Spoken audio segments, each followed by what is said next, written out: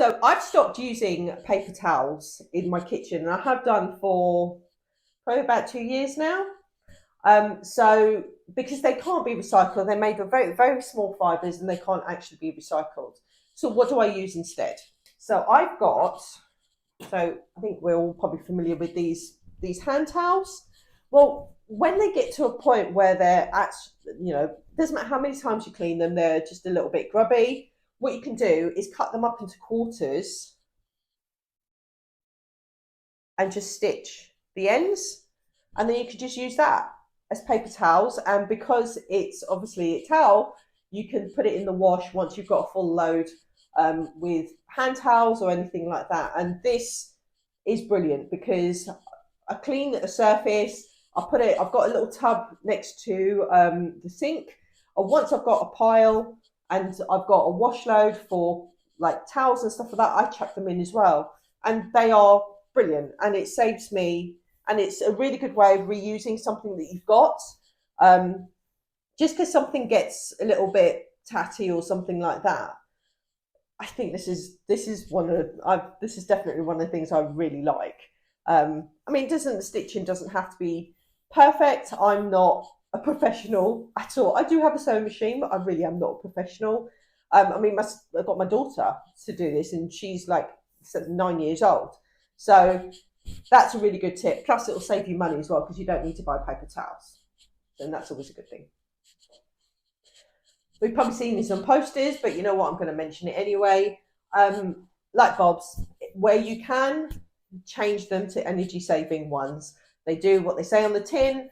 They're going to last a lot longer. They use a lot less energy, and they are really, really, they're a really good way of saving money. So where you can in your home, change to energy saving bulbs.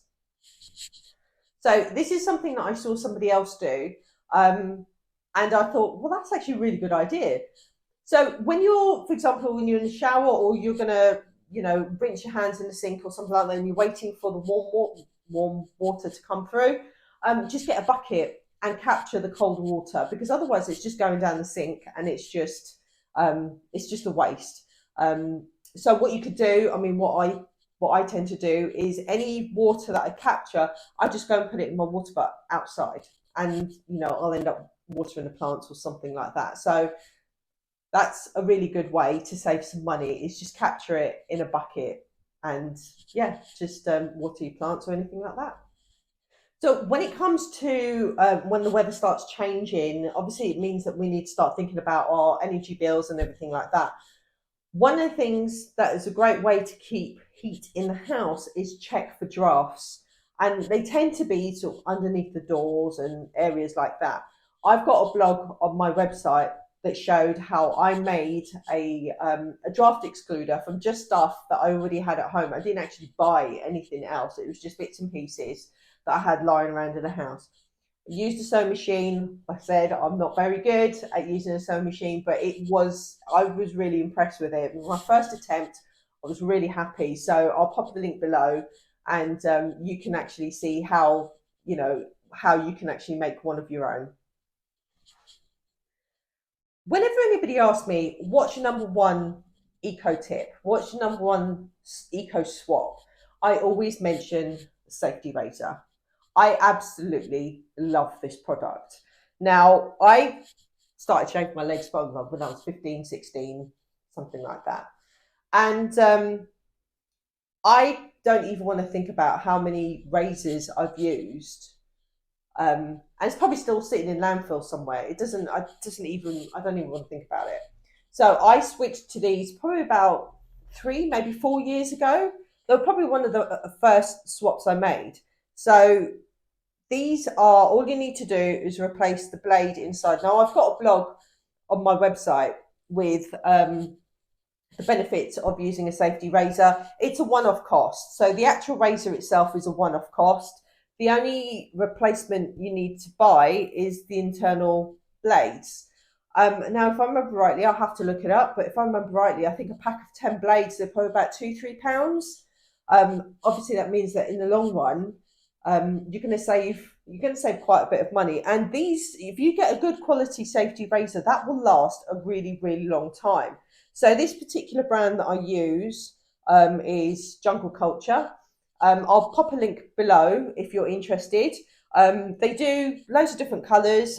They do safety razors with stands as well, so it doesn't have to sit like that. It can actually just sit like that. But I absolutely love these. They are. I mean, when you first use them, it does take a bit of getting used to because they are top heavy, but it's a good weight, and you can tell it's been made really, really well. So this was always going to be my first tip whenever I recommend to anybody if they're looking for an eco swap. This is my first thing. What this is one of the tips I absolutely love, and I follow it religiously. Buy secondhand where you can, and it's such a great way of also saving money, which obviously for a lot of people, money is a massive concern. It means that you're buying something that's already been created. It's already gone through the production process. It's already used all the resources that it's used to create it, and somebody else doesn't need it. So couple of things that I bought recently. So I bought a pair of high heeled shoes from a charity shop, and these hadn't actually even been worn. They weren't scuffed on the bottom or anything. They were still brand new. I bought that for £3. I bought a cabinet for the living room, a display cabinet, and it's quite a tall one. And I think brand new, it's about 130, 120 pounds or 130. We got it for £50, and it was here. Somebody was selling it in the village locally, and that was great. I bought a pair of trousers yesterday from a charity shop. That was £3, which would be perfect for summer. I always buy my jeans. I work from home, so I practically live in jeans. So I always buy my jeans from a charity shop. And I don't think I've actually spent any more than £5 on a pair of jeans. I think one of the pair of jeans still had the original tags on it, so nobody had actually worn it. You can actually save a lot of money when you buy stuff secondhand. So where you can, if you're able to, buy something secondhand. So most households in the UK, and probably other countries as well, will be familiar with these. And I don't know about you guys, but I have loads of these. Whenever we get a takeaway, I will not, unless the container's cracked, I will not throw these away. And these are great for storing food, because there's nothing worse than throwing away food that it could probably be eaten the next day. So use these containers where you can. They're a really, really good way of using food and not wasting them as well. Bees, we need them. We need them. We need insects, but we need bees. So if you have the space in your garden, grow sunflowers. They absolutely love it. Colourful flowers, wildflowers, they absolutely love it. So if you have space in your garden and you can grow sunflowers or wildflowers or any kind of flowers that's really colourful, I think they really like lavender as well. We've got to help them. We have to help them. So I would suggest, if you can, grow these flowers. So most of us, whenever we've got errands, we have to go from place to place to place to place. When you're doing errands, just make sure that you do everything you need to do, because then you don't need to create multiple journeys and go back. And it's probably a good idea to make a list, because there's nothing worse than you've done loads of things and you come home and it's like, oh, I forgot to go to dry cleaners, or I forgot to pick up a card or something. Make sure when you're going out, you've got a list of all the errands that you need. Of course, that means it's going to, if you've got the car, or if you've got to catch a bus or something like that, you're saving your own time as well, because you're doing everything while you're out and about. You don't need to come back and then go back out again. Whenever I've mentioned this in the past, it does tend to be a little bit controversial, but this is all about you doing what works for you. It's about reducing meat consumption. Now, that may not be a possibility for a lot of people. Maybe you just really enjoy eating meat. I eat meat myself. So look at maybe having one meal a week that doesn't have meat in it. So there's quite a good, obviously social media is a really, really good place to look up. So if you look up #meat-free meals or meat-free Mondays, you can. There are so many recipes out there that are meat-free, and I've grown up.